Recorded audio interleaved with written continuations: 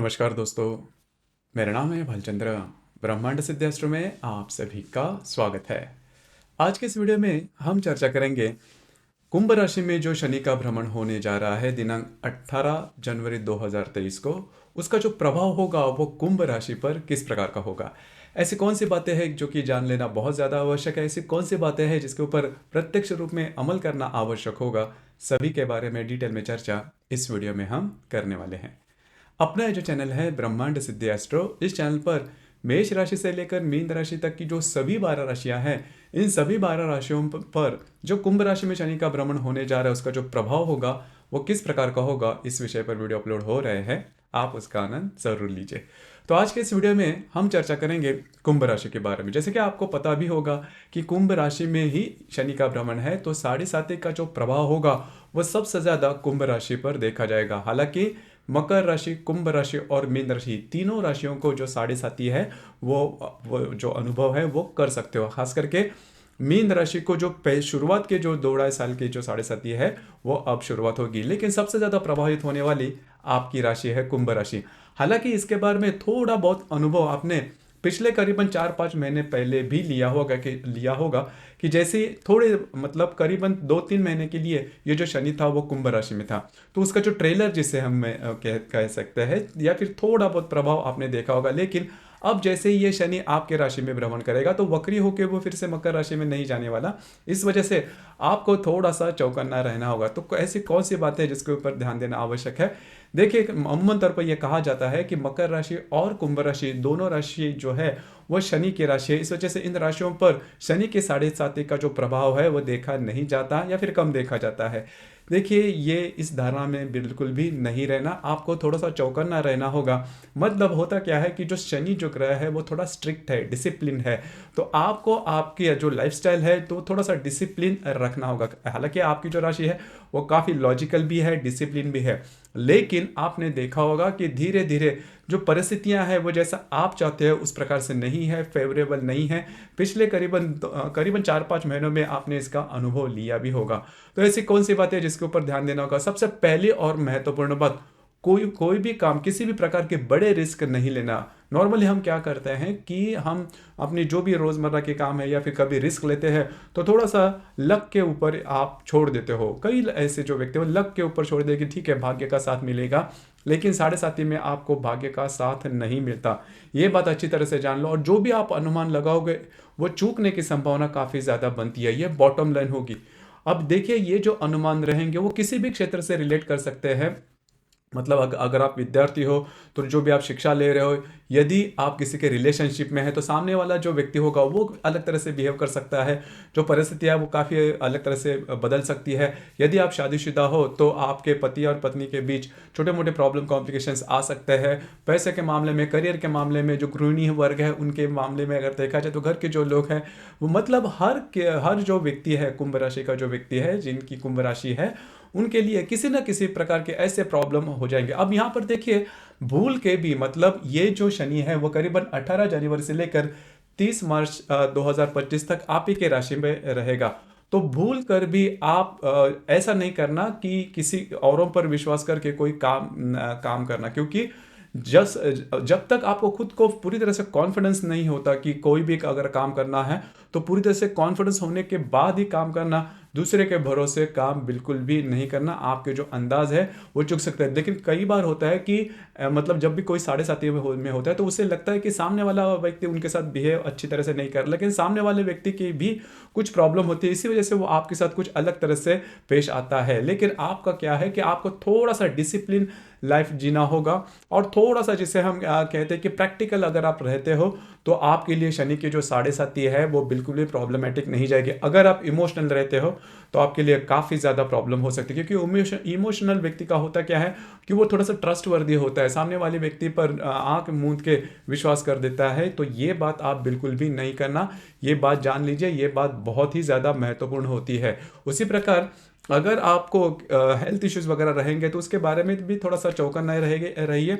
और दूसरी ज़्यादा महत्वपूर्ण मायूस बिल्कुल भी नहीं होना, क्योंकि ये जो शनि की साढ़े साथी है किसी भी राशि के लिए, वो आपके लिए एक लेसन रहता है, एक सीख रहती है कि आपको किस तरह से बिहेव करना है, सांसारिक जीवन में आपको किस तरह से रहना है। तो ये बातें होती है। नॉर्मली ये जो बातें हम फिलोसॉफी में ज़्यादा सुनते हैं, और सुनते तो बहुत है लेकिन अमल नहीं करते, लेकिन साढ़े साथी आपको वो अमल करने पर मजबूर करेगी।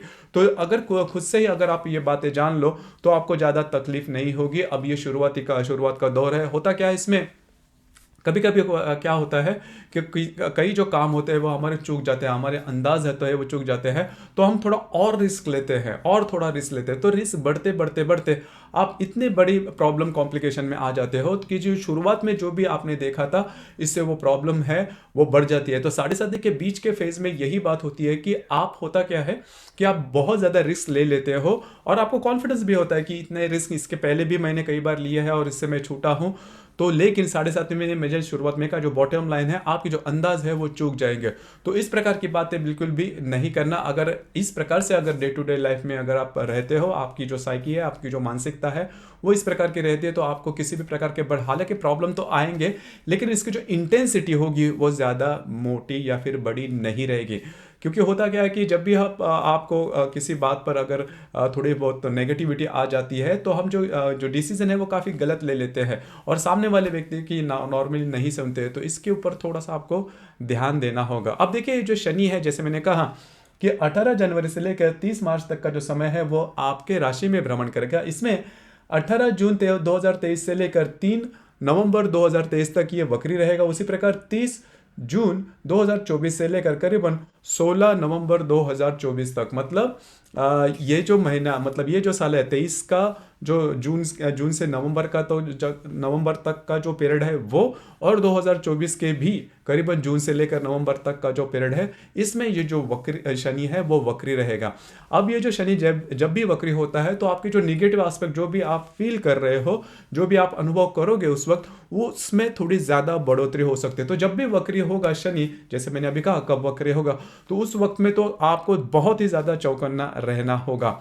तो ये बात जान लीजिए। और नॉर्मल अगर आप लाइफ फेस करते हो तो कोई बड़ी दिक्कत नहीं आएगी। ऐसी दिक्कत आ सकती है जिसका जो आप इजीली उससे सस्टेन कर सकते हो, वो सह सकते हो। तो ये बात है थोड़ी महत्वपूर्ण। उसी प्रकार ये जो शनि है, ये शनि तृतीय दृष्टि से आपके तृतीय भाव को देखेगा, ये शनि सप्तम दृष्टि से आपके सप्तम भाव को देखेगा, और दशम दृष्टि से आपके दशम भाव को देखेगा। शनि की 3 दृष्टियां होती है, 3, 7 और 10।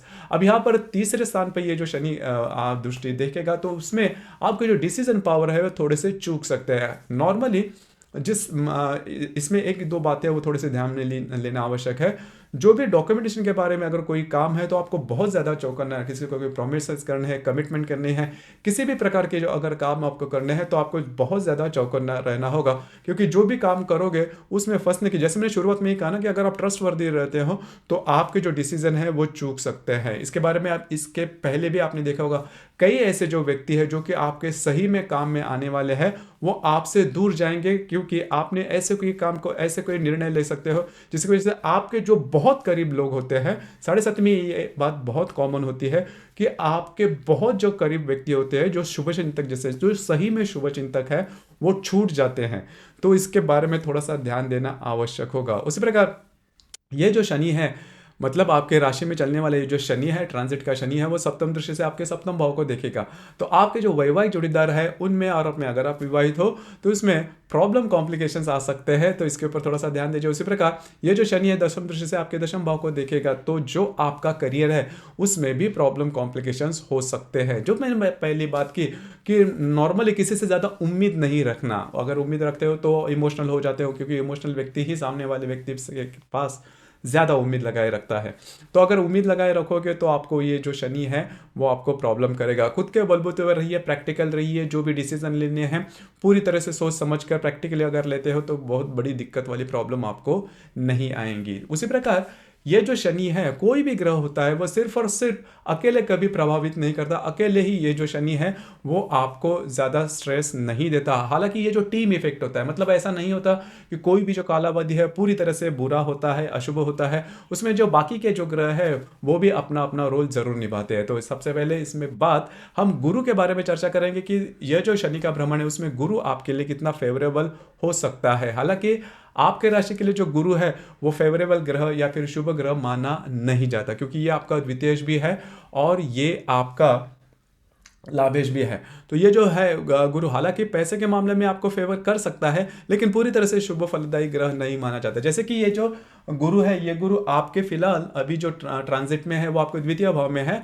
और दिनांक 23 अप्रैल के बाद ये आपके तृतीय भाव में जाएगा, और करीबन 21 मई 2024 के बाद ये आपके चतुर्थ भाव के में जाएगा। तो यहाँ पर एक बात तो बहुत अच्छी है, तो आने वाले आने वाले आगे के करीबन 1.5 साल आपके लिए फेवरेबल होंगे। पहले तो महत्वपूर्ण बात, पैसे के मामले में बहुत बड़ी किल्लत आपको नहीं आएगी, क्योंकि जो गुरु है वो आपके द्वितीय भाव में भ्रमण कर रहा है। तो पैसे जो है वो आपको कहीं ना कहीं से इसका जुगाड़ हो भी जाएगा या फिर इन्वेस्टमेंट भी हो जाएगी। तो पैसे के बारे में ऐसे कोई बड़ी प्रॉब्लम नहीं आएगी, क्योंकि स्वयं के भाव में, ये आपके द्वितीय भाव में स्वयं के राशि में प्रभाव ये जो है वो भ्रमण कर रहा है। उसके बाद ये जो गुरु है दिनांक 23 अप्रैल 2023 के बाद आपके तृतीय भाव में आ जाएगा। अब ये जो ग्रह है, मतलब गुरु जो है वह तृतीय भाव में जैसे ही भ्रमण करेगा, तो इसमें हो सकता है कि आपको जो इनकम के लिए या फिर पैसे कमाने के लिए थोड़ा बहुत घूमना फिरना हो सकता है, थोड़ा बहुत दौड़ धूप आपकी हो सकती है।